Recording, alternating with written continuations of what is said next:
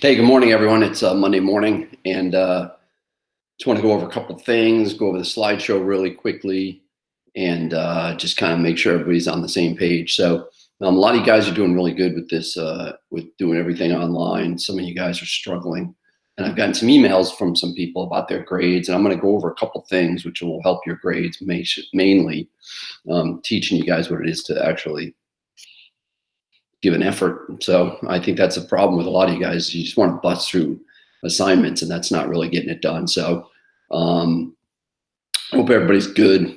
Beautiful day.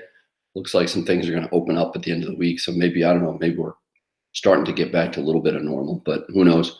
So let me share.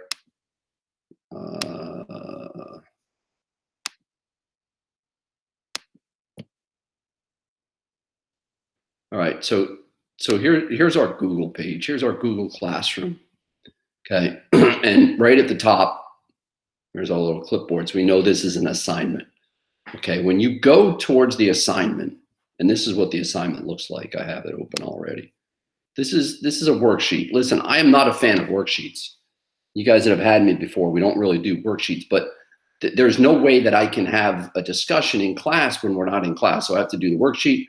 This makes sure that you're addressing important topics or facts or ideas that I think are important. So when I look at the worksheet, this is to some of you that have inquired about how you can do better. Define fascism. Well, I want an actual definition of it, okay? And I want the first letter of a sentence capitalized. When I get to the end of the sentence, I want a period. I want the next letter to be capitalized. Some of you guys are not even giving an effort as far as capitalization and basic punctuation, okay? That's a huge problem. So define fascism. Look, these lines right here, get rid of these lines, okay? Erase all these lines, then just type in your answer. Some of you guys have gotten this, okay? These are important because these are the things that you need to know. The only thing I'm worried about right now is that next year, or 2 years from now, when you're in college and you're taking a U.S. history class, that you at least have an idea of what's going on in that class, okay? So I've handpicked certain things that you should know. Here's a nice easy one. Who is the fascist leader of Germany? Okay, that's a name. I expect the name to be capitalized. When I get names that aren't even capitalized, it just shows that you guys all you're trying to do is get something done as quick as possible. Don't come to me asking me about your grade if that's what you're doing. Okay, some of you guys are doing really well on these. Some of you guys, I can tell that you're taking your time and you're doing these, okay? Now, here's the thing. It says right here, this worksheet goes along with chapter 16 slideshow. The last worksheet went along with the readings. So if you have the reading open and you're doing the worksheet, this should be like an easy 100, okay? So this is what the worksheet looks like for this week, okay? I'm going to go over and we're going to quickly go through this worksheet. Here's the purpose of this chapter. This is a chapter that bridges us from the Great Depression into World War II, okay? This is what's going on in Europe. World War II starts in Europe. It does not start as with the United States. It starts in Europe, and these are the things that you need to know, okay? So I'm going to go quickly through this, okay? Dictators threaten world peace. So we know that dictators are a big part of this time period. We're talking about the 1930s in Europe right now, okay? Go ahead and as I sit here and I'm filming this, I can see that Sarah's already on the slideshow. So dictators in Europe and Asia, specifically Japan, okay? So the Treaty of Versailles, we've talked about the Treaty of Versailles. It blamed Germany for World War I, and it brought financial ruin to much of Europe, okay? So it made Germany mad and angry at the rest of the world. So the Treaty of Versailles sets the stage for World War II. The communist leader, let me get my pointer out. The communist leader of the Soviet Union is Joseph Stalin. Stalin and the Soviet Union will actually be an ally of the United States, but he is the leader of Russia or the Soviet Union, okay? I'm not going to go over a lot of this stuff.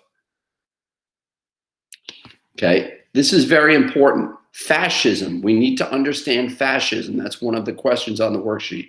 The rise of fascism. Here's what fascism is. Fascism stressed nationalism, which is unbelievable pride in one country, in one's own country.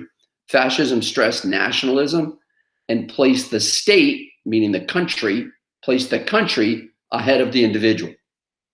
So fascism stressed nationalism. So in other words, my country is the best, it's better than any other country, and it placed the state ahead of the individual. Opposite of the United States. In the United States, the individual is more important than the state. That's why we have the Bill of Rights, that my rights are more important than the whole country, okay? They believe that power must rest with a single leader. Think about Hitler, right? And a devoted party. Think about the Nazi party. So let me read this again. Fascism stressed nationalism and placed the state ahead of the individual. They believe that power must rest with a single leader and a devoted party. That is fascism. Fascism is going to be the political theory in Italy, Germany, and Japan. So Benito Mussolini is the fascist leader of Italy. Again, just setting the tone for when we actually get involved in World War II. Notice the picture, right? This is a guy you could follow. He's very stern looking. He's got his military outfit on. It brings pride, like, oh, that's our country. He's our leader. Here he is giving a speech. Notice that they're always dressed in military outfits. The fascist leaders are always dressed in military outfits, and they speak sternly, and they get the crowd fired up. Okay, Adolf Hitler is the fascist leader in Germany. Okay, he writes his book, Mein Kampf. I wish we could be in class talking about this right now. Hitler believed in racial purification. He believed that the Aryans would form a master race, tall, lean, blonde-haired, blue-eyed, even though he wasn't.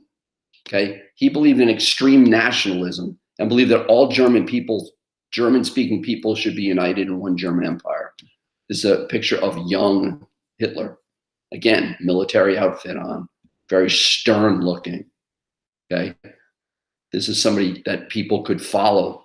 He was talking about how Germany had been taken advantage of in the Treaty of Versailles. So here's a picture. I think this is a postage stamp. These are Aryans. Look at they're tall, they're lean, they're blonde hair. Okay, this eagle back here is the symbol of the Third Reich or Nazi Germany. These are Aryans. I'm not saying that people are fascists, or I don't even know why that slide is there. Not quite sure why this slide is in the slideshow. The Great Depression helped Hitler and the Nazis come to power. Okay. And this is the government that is established by Hitler, the Third Reich, the Third Reich.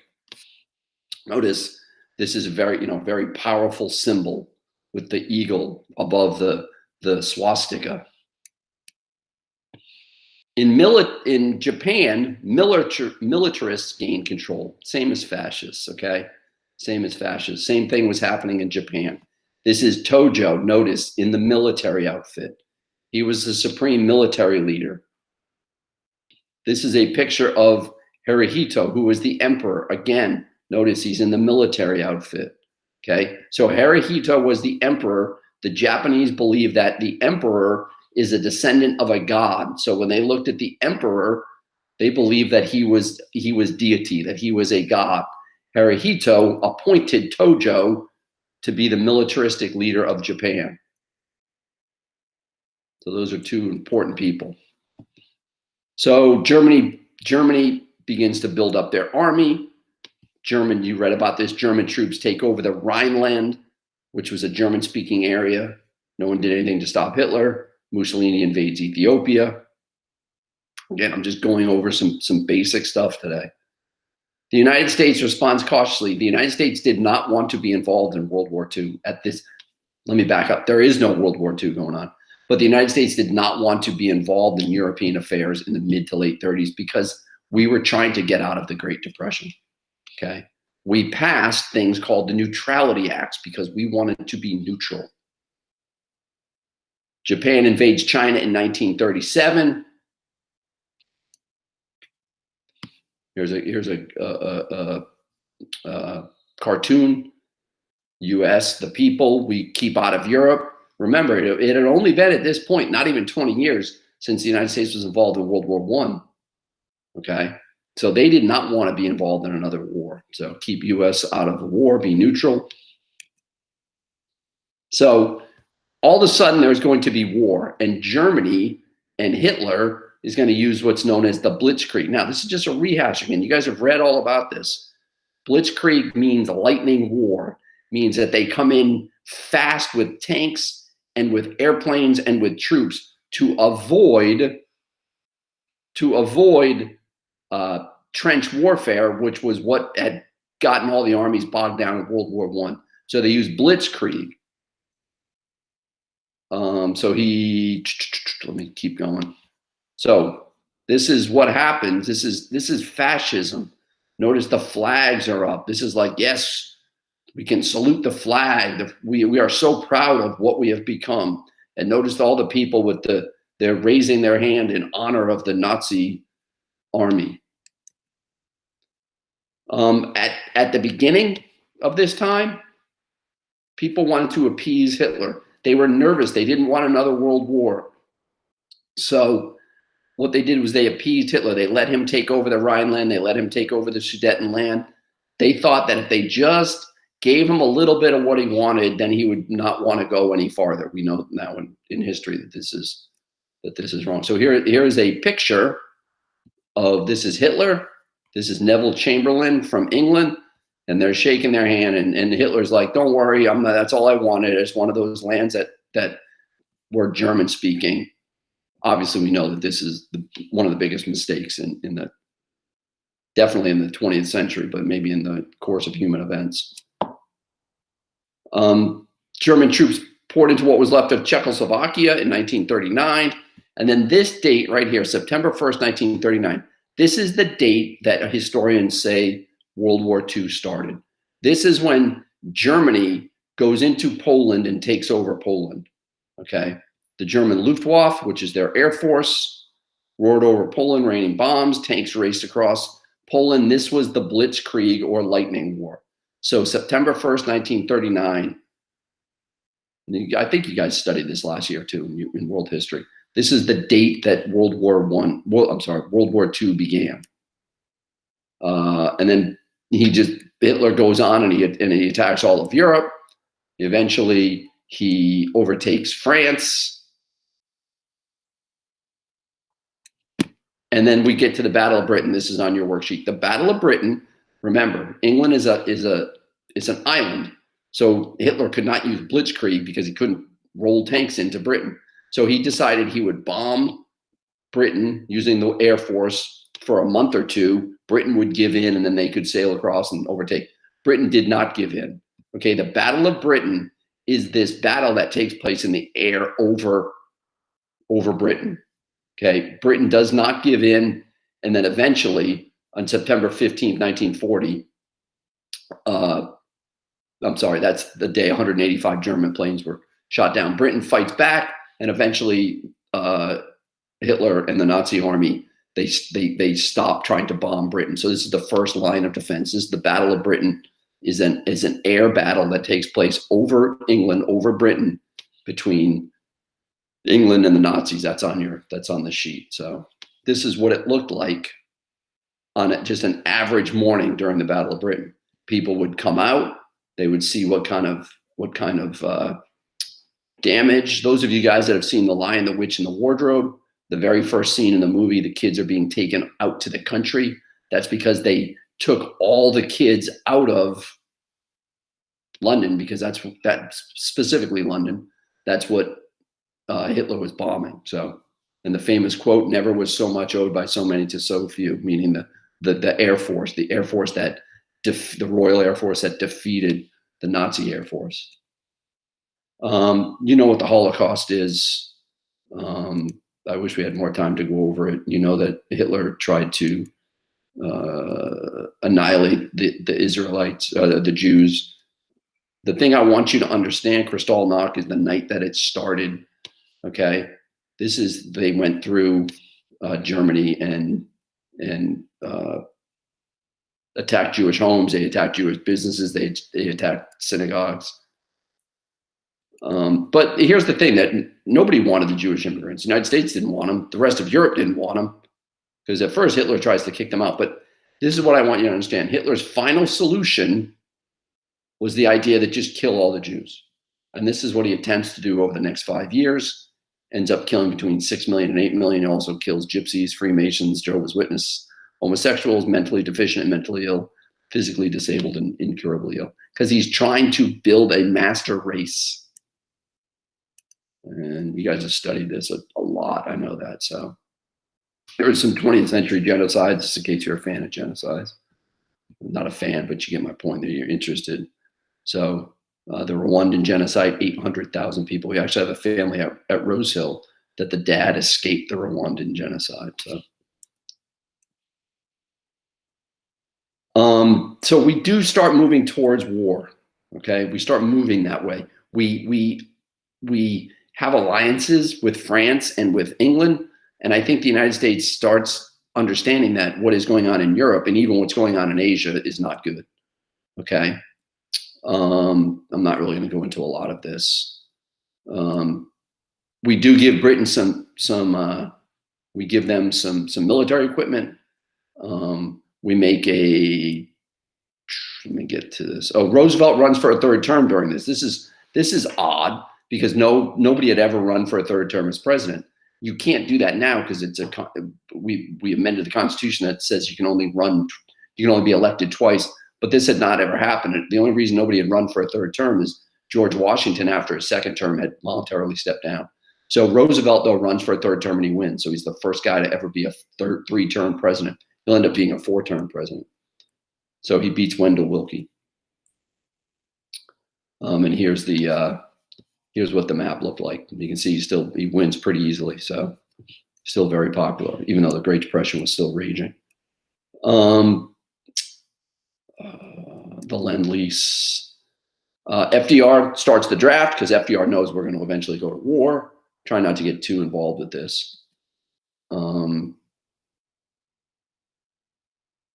So on December 7, 1941, the Japanese come in and they bomb Pearl Harbor. And that really prior to this, we were considered neutral, and our foreign policy was considered to be isolationist, meaning we were not going to worry about what's going on in the world.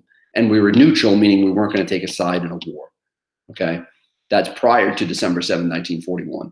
Obviously, this changes everything. We're bombed, and that puts us into World War II. So that's December 7, 1941. The next day, December 8th, we declare war on Japan and also on Germany. So that's just some pictures from, maybe some of you guys have been to Pearl Harbor. I wish we were in class. We could talk about this.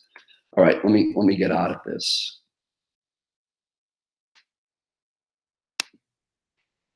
All right, so let me reiterate a couple things that I said. I know that worksheets are not the best way to learn. I know it's not the most entertaining way to learn, but it's what we got right now. Okay, so if you want to do better in this class, do better on the worksheets. Take some time. Here's what I want you to do.